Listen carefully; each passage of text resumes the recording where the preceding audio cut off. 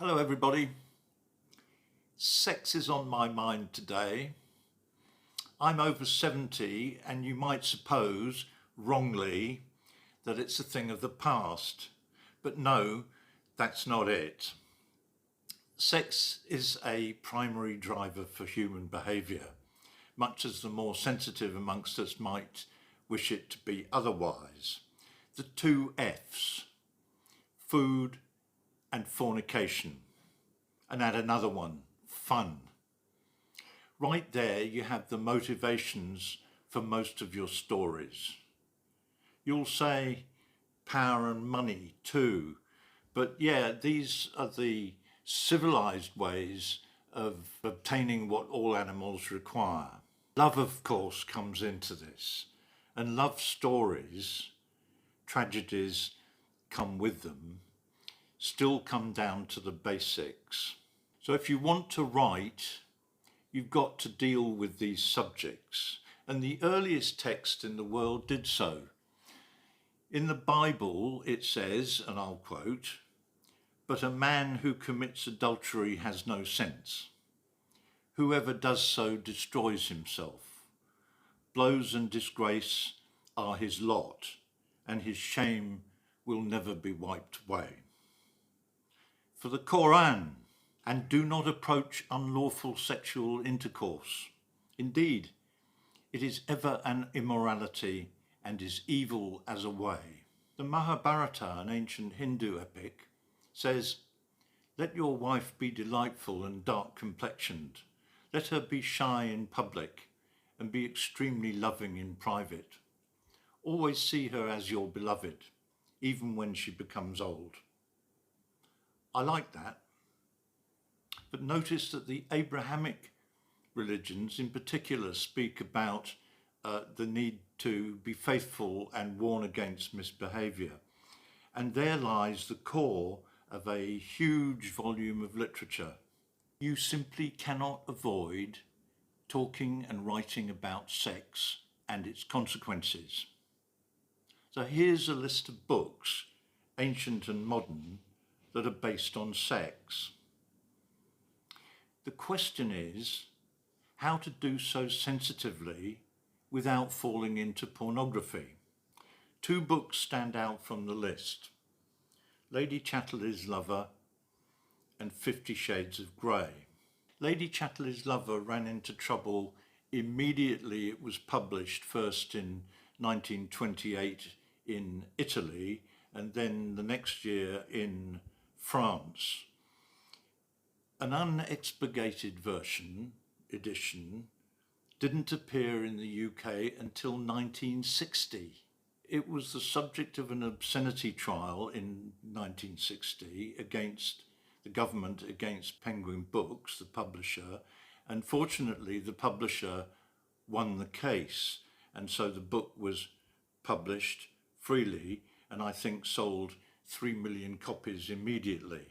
It was also banned for obscenity in the usual places: United States, Australia, Canada, India, and Japan. But today, I don't want to talk about censorship, but rather about how love and its physical expression is depicted in words. For Lady Chatterley's Lover, it was love between an upper-class woman and a working man.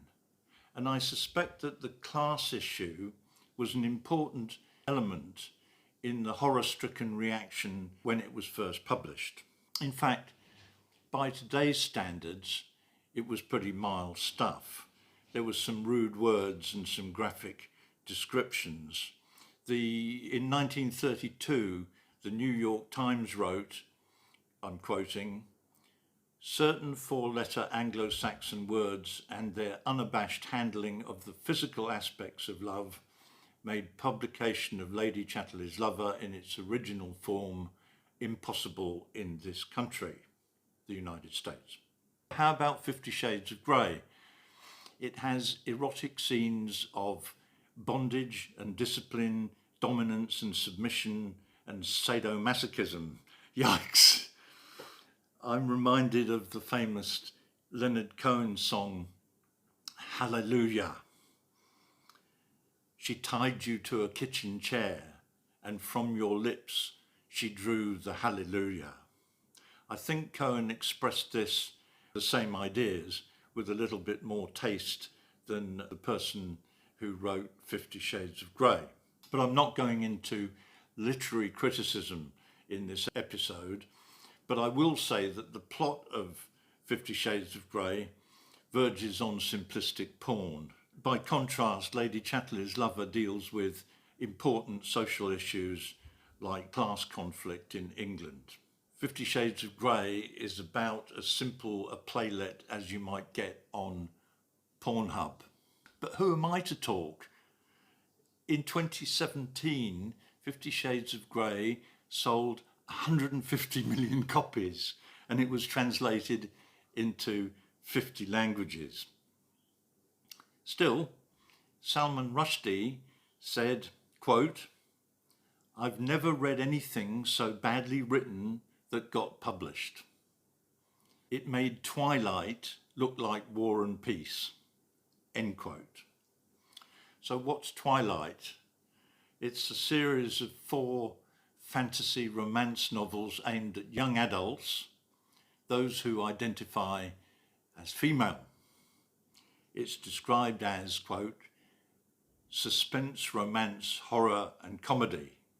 And it involves, I can't keep a straight face here, a 14-year-old female identifier, otherwise known as a girl, falling for a 104-year-old vampire.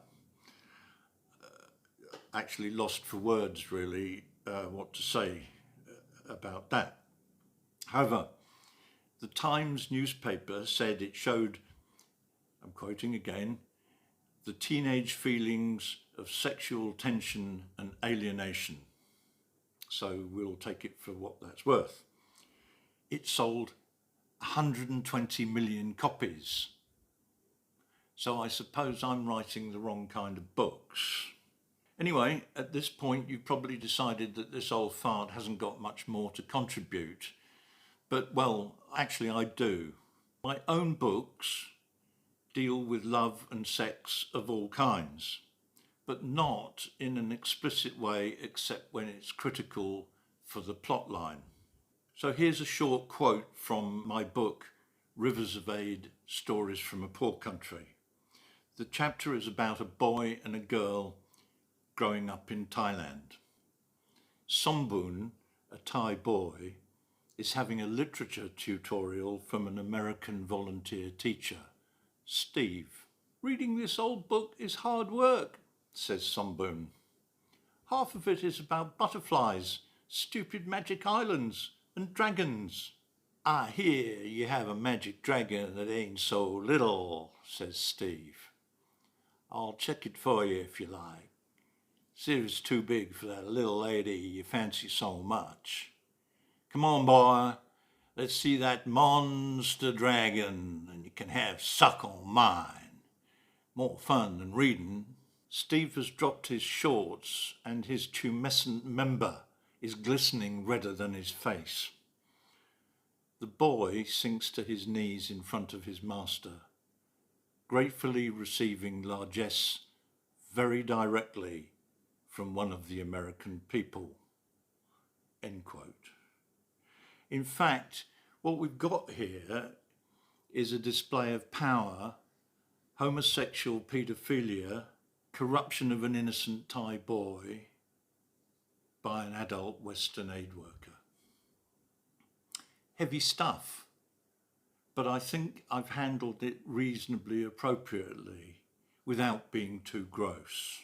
My point here is that art, painting, literature, song, sculpture, movies must deal with the primary drivers of human behaviour, and sex is probably the main one.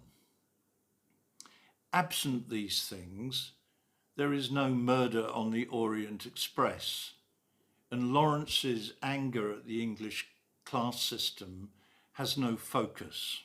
However, my recommendation for you as a writer is to tread lightly, hint at what you're getting at, rather than dive into easy but badly written biology. Let's leave that for another kind of book aimed at educating children. I won't go there. This is a channel about books, not politics. I leave you with what I think is a great description of the two-backed beast from one of my favourite authors, George MacDonald Fraser. This is General Flashman talking. What could a dutiful soldier do but lie at attention as she made a meal of me? She began to conduct herself like some randy Roman empress in a rogering competition, bestriding me with ecstatic cries. I buried my face in her boobies as she collapsed on my ruined carcass. You get the picture. General Flashman doing what he does best, but with a light, slightly humorous touch and without any gross offence. I hope. If you enjoyed the episode, please give it a like, subscribe. Thank you very much and see you next time.